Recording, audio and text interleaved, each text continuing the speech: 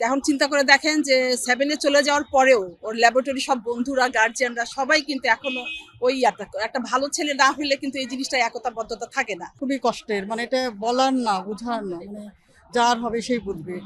আমাদের কাম্য ছিল যে আমাদের ছেলে আমাদের বুক ভরে নিয়ে থাকবে, অনেক বেঁচে থাকবে, আমাদের আমাদের সে সেবা করবে, আমাদেরকে বিদায় করবে, কিন্তু সে তো নিজেই বিদায় হয়ে গেল। ওর জন্য আর কিছু বলতে পারছি না কথা। কালকে থেকে একেবারে নীরব হয়ে গেছি। এত ভালো, যার তুলনা নাই। প্রশিক্ষণের ত্রুটি না যান্ত্রিক ত্রুটি, এবং প্রশিক্ষণ এবং যান্ত্রিক ত্রুটি দুটোই যদি হয়ে থাকে, এর জন্য দায়ী কে, এটা ফাইন্ড আউট করা এবং এটার উপযুক্ত বিচার হওয়া, এবং এটা বিচার বিভাগ তদন্ত হয়ে এটা বিচার হওয়া উচিত আর কি। আপনার কোয়ালিটি বলে শেষ করা যাবে না। খেলাধুলা, তারপরে কালচারাল সাইড বলেন, পড়ালেখা বলেন, সব দিকে এক্সপার্ট। এবং ভাইকে দেখে আমরা ইন্সপায়ার হতাম। ইভেন ভাইয়ের সাথে সবচেয়ে বেশি কানেকশন তৈরি হয়েছে খেলাধুলার মাধ্যমে আর কি। তো আমরা যখন ইন্টার ক্যাডেট কলেজ ভলিবল খেলতেছিলাম, তখন ভাই আমাদের টিমের আর কি সিনিয়র ছিলেন একজন। তো তিনি তখন কলেজ কালচারাল পিরিয়ড, যেটা আর কি কলেজে কালচারাল টিমকে হ্যান্ডেল করে যারা।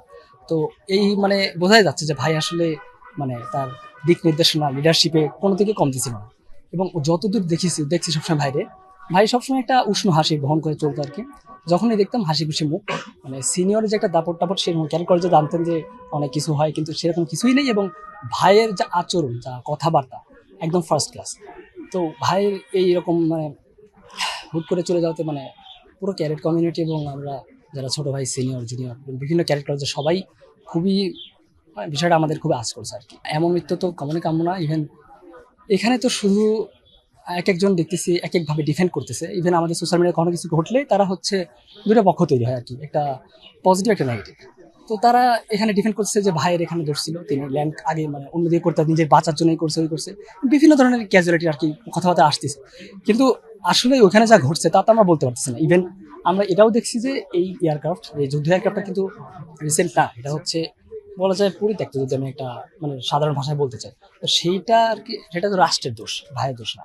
সুতরাং আমি মনে করি এটা পুরো রাষ্ট্রের গাফিলতি, এবং আমি চাচ্ছি এটার সম্পূর্ণ তদন্ত হোক। এবং তদন্ত করে, আমি চাইলে তো আসলে হচ্ছে না তদন্ত, যাচ্ছি আমি যখন জন্ম নিয়েছি দেশে, তারপর থেকে সবকিছু নিয়ে তদন্ত যাচ্ছি, কিন্তু কোনো কিছুই হচ্ছে না। তদন্ত কমিটি গঠন করে সবকিছু করতেছে, ultimately result zero. Another topic coming up and সব ঢেকে যাচ্ছে।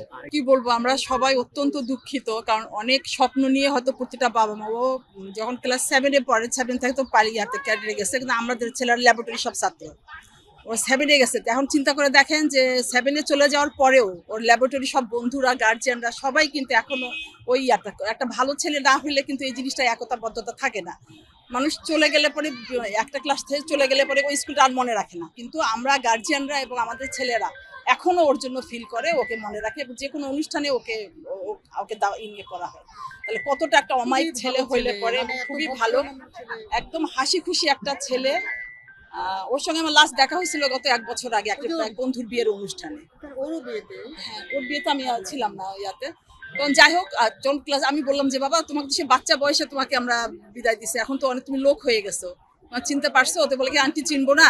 এই যে একটা আন্তরিকতা, একটা ও অত্যন্ত ভালো ছেলে একটা, আল্লাহ ওর বেহেশত নসিব করুক। এখন মা বাবাকে আল্লাহ ধৈর্য দান করুক। এখন আপনারাও সবাই দোয়া করবেন ওর আত্মার মাগফিরাতের জন্য। আসলে একটা ভালো ছেলে, এক কথায় ও যেমন সবসময় মুখের মধ্যে একটা হাসি নিয়ে থাকতো, ওর ভিতরে কোনো অহংকার ছিল না, কোনো অভদ্রতা ছিল না, কোনো প্রকার খারাপ কিছু ছিল না। আসলে একজন জেন্টল পারসন বলতে যা বোঝায় ও তাই। ও আমাদের সবার সন্তানের এরকম ভালো ছেলে হয় না, আমরা ভাবতে পারছি না, ভুলতে পারছি না। ছোটকালে সেই ওদের চেহারা, ওর সবকিছু মনে পড়ে, আমাদের খুবই খারাপ লাগে। হ্যাঁ, এই তো আমার ছেলেও খুব কাঁদছে, করছে। হ্যাঁ, ও তো আসতে পারছে না, আমি তো আসতে পারছি না, ওকে দেখতে পাচ্ছি না, এটাই। তো আমার সাথে দেখা হয়েছে ওদের, আমরা সব ওই যে এখনো আমাদের গার্জেনরা, ওর বন্ধুর মারা, আমরা সব একসাথে, কয়েক মাস পর পরে একসাথে আমরা হই, বাচ্চারা হয়, আমরা এখনো আমাদের এত সম্পর্ক। বাবা মা তো যে এখানে আছে, খুবই তো খারাপ অবস্থা, বুঝতেই পারছেন কেমন অবস্থা হবে। হ্যাঁ, এই তো খুবই কষ্টের, এটা বলার না, বোঝার না, যার হবে সেই বুঝবে। শুনলাম যে এই বিমানটা নাকি 10 বছর আগে আকচ বলেছে, আর সে বিমানটা কিভাবে দিল, আর সে বলছে আবার কাহারি শুনছি যে না, বিমানটা ও জোর করে নিয়েছে, কেউ বলছে না ওকে দেওয়ানো হয়েছে। এটা কি ব্যাপারে? আমি চাই যে সুষ্ঠু একটা তদন্ত হয়ে, সুষ্ঠু একটা বিচার হোক। আর কিছু না। আমার ভাগনাটা সুস্থ একটা বিচার চাই আমি, আর কিছু চাই না আমি দুনিয়াতে। এই যে ধরেন 28 বছরের একটা ছেলে, তার তাজা প্যান গেল, তার ভেতরে 200টা লোকের ছেলে, এই যে ওই ছেলের প্যান গেল, তার বিচারটা অবশ্যই হওয়া দরকার এই বাংলার মাটিতে। এটাই চাই আমি, তাছাড়া কিছু চাই না।